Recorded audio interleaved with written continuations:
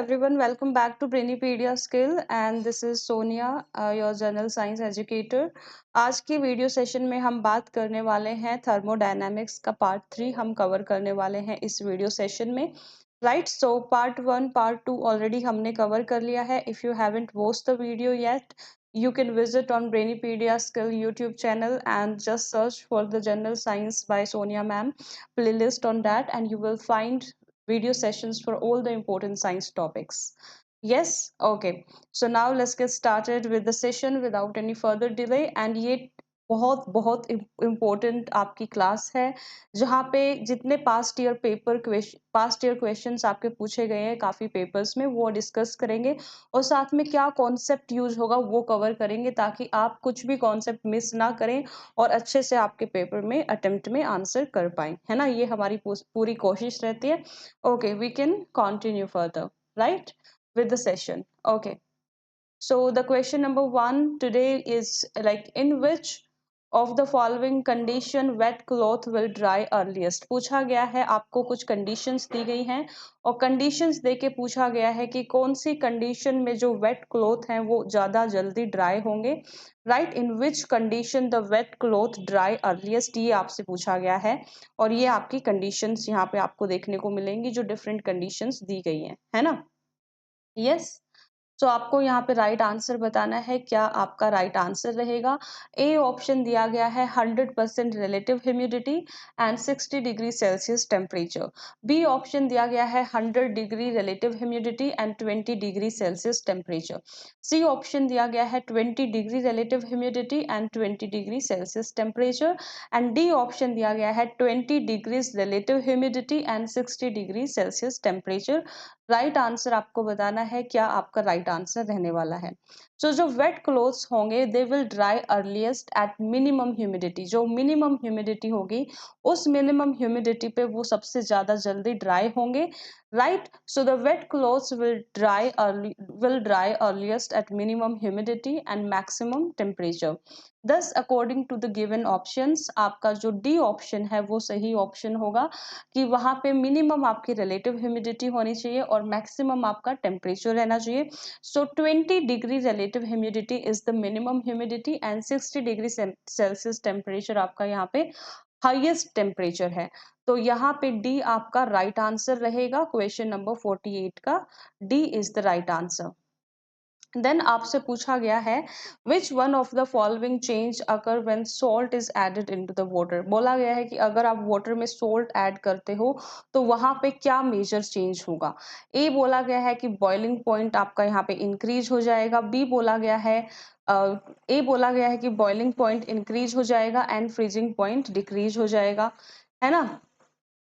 Yes, and फिर उसके बाद बी बोला गया है कि बॉइलिंग पॉइंट डिक्रीज हो जाएगा एंड फ्रीजिंग पॉइंट इंक्रीज हो जाएगा. राइट, आपने वाटर में क्या किया है, सॉल्ट ऐड किया है. फिर सी बोला गया है कि both boiling point and freezing point will decrease. And D option दिया गया है कि both boiling point and freezing point they will increase. यहाँ पे आपको राइट आंसर बताना है कि क्या आपका राइट आंसर रहने वाला है. सो अगर आप वाटर में सॉल्ट ऐड करते हो तो जो वाटर का बॉइलिंग पॉइंट है वो इंक्रीज हो जाएगा, है ना. Right, yes, so this happen like boiling point is the temperature जहाँ पे vapor pressure of solvent become equal to atmospheric pressure. So यहाँ पे जो आपका बॉइलिंग पॉइंट है वो डिक्रीज हो जाएगा, सॉरी इंक्रीज हो जाएगा एंड जो फ्रीजिंग पॉइंट है वो डिक्रीज हो जाएगा. So temperature will have to be colder to overcome it and freeze the mixture. Yes, so यहाँ पे आपका क्या राइट आंसर रहने वाला है.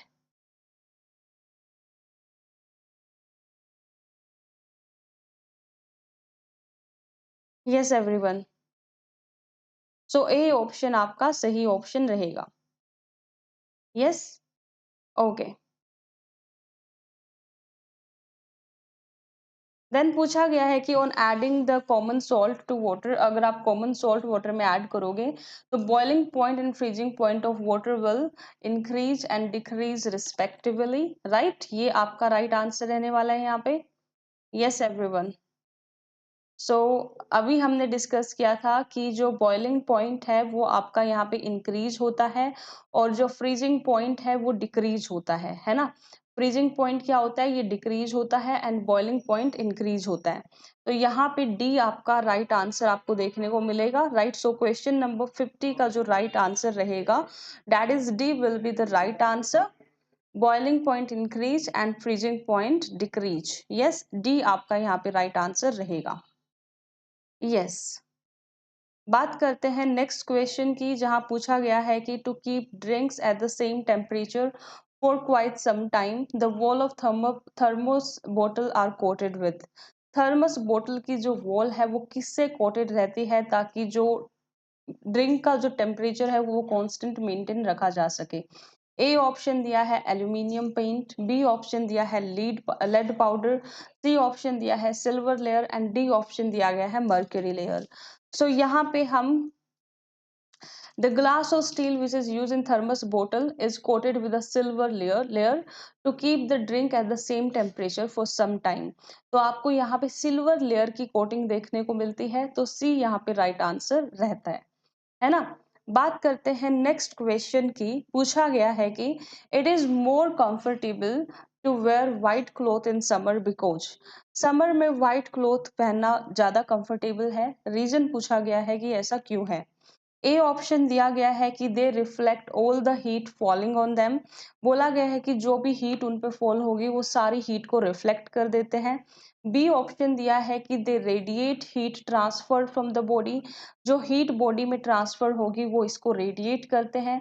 सी बोला गया है कि they absorb they absorb perspiration and D option बोला गया है कि they are soothing to the eye, है ना। तो यहाँ पे ये क्या करते हैं, जो भी हीट इन पे रिफ्लेक्ट हो, जो भी हीट आपके व्हाइट क्लोथ्स पे फॉल होती है वो सारी हीट को रिफ्लेक्ट कर देते हैं, जिससे हमें जो हीट है वो कम फील होगी, राइट। सो इसलिए हम व्हाइट क्लोथ्स यूज करते हैं क्योंकि वो गुड रिफ्लेक्टर्स होते हैं। तो यहाँ पे इस क्वेश्चन का जो राइट आंसर रहेगा वो ए रहेगा, दे reflect all the heat falling on them, जितनी भी हीट फॉल होगी व्हाइट क्लोथ्स पे वो सारी हीट को रिफ्लेक्ट कर देंगे, इसलिए आपका जो यहाँ पे राइट आंसर रहता है वो ए रहता है, right, that they reflect the heat falling on them, जो भी हीट उन पे फॉल होगी वो उस हीट को रिफ्लेक्ट कर देंगे, ये आपका यहाँ पे राइट आंसर रहेगा। बात करते हैं नेक्स्ट क्वेश्चन की, दैट इज क्वेश्चन नंबर 54। पूछा गया है कि white clothes are cooler than the black clothes because, जो व्हाइट क्लोथ्स रहते हैं वो कूलर रहते हैं ब्लैक क्लोथ्स के कंपेयर में। सो द मैं आपको बता देती हूँ कि सिंपल रीजन क्या रहता है, जो व्हाइट क्लोथ्स हैं वो उन पे जो भी लाइट फॉल होती है वो उसको रिफ्लेक्ट कर देते हैं, राइट, क्या कर देते हैं, रिफ्लेक्ट कर देते हैं। और जो कूलर क्लोथ होते हैं उन पे जो लाइट फॉल होती है वो उस लाइट को एब्जॉर्ब कर लेते हैं। तो यही मेन डिफरेंस इनके बीच में रहता है, जिनकी वजह से जो व्हाइट क्लोथ है वो आपके कूल रहते हैं और जो ब्लैक क्लोथ्स है वो जल्दी वार्म हो जाते हैं, है ना। तो यहाँ पे एक जो व्हाइट क्लोथ्स हैं वो क्या है, रिफ्लेक्ट कर देते हैं पूरी की पूरी लाइट को, है ना, राइट। तो यहाँ पे डी आपका राइट आंसर होगा, that they reflect the whole light, पूरी लाइट को वो रिफ्लेक्ट कर देते हैं, ये आपका राइट आंसर है।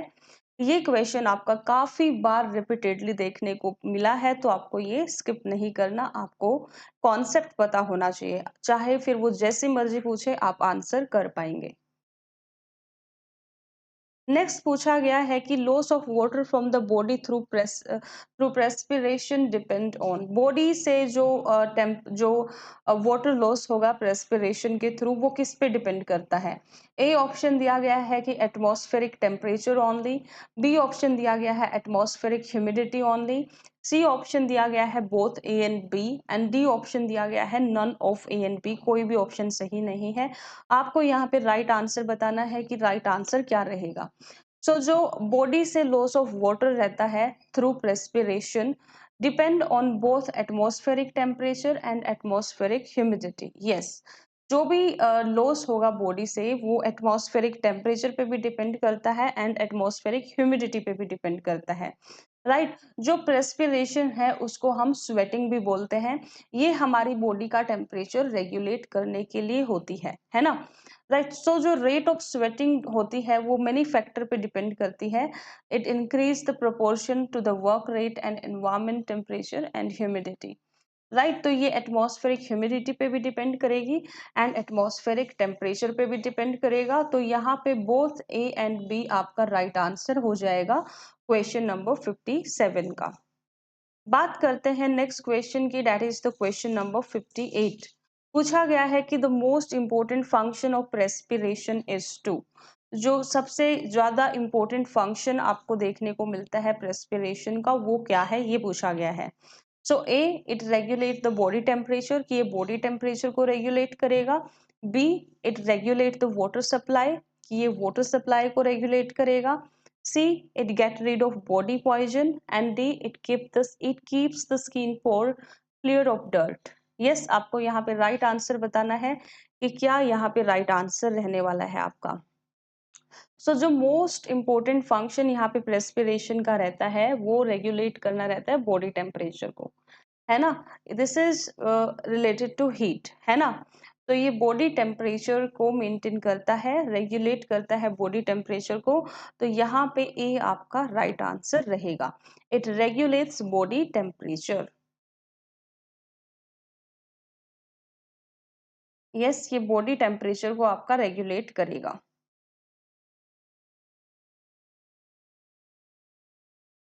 बात करते हैं नेक्स्ट क्वेश्चन की। पूछा गया है कि a fan produces the feeling of comfort during hot weather because.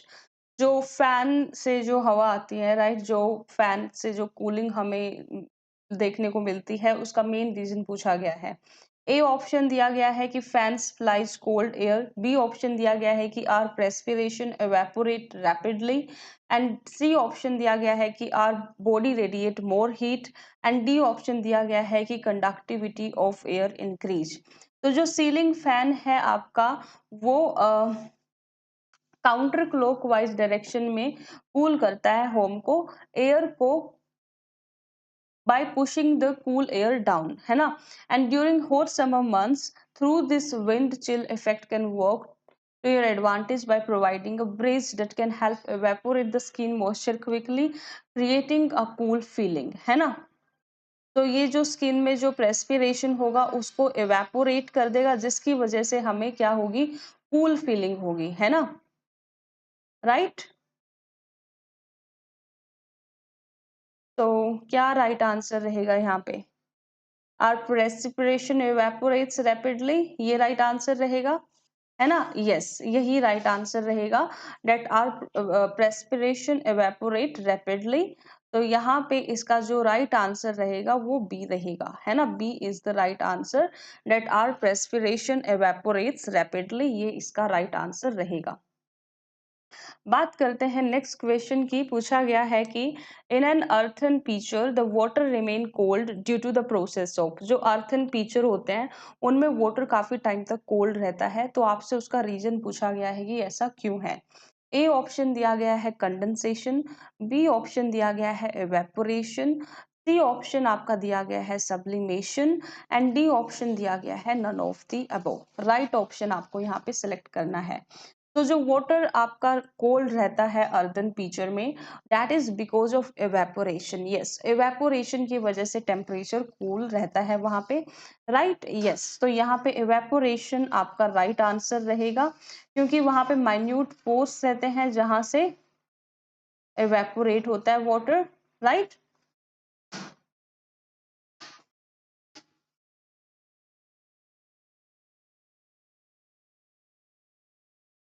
Yes.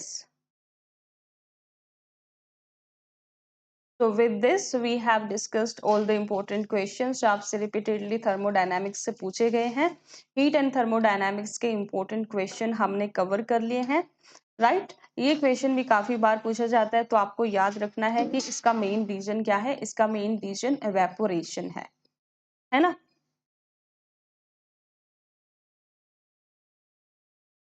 So this is all for this session. We'll meet in new session with new topic, with very new important topic of general science. Yes, till then, have a good day. Keep on preparing.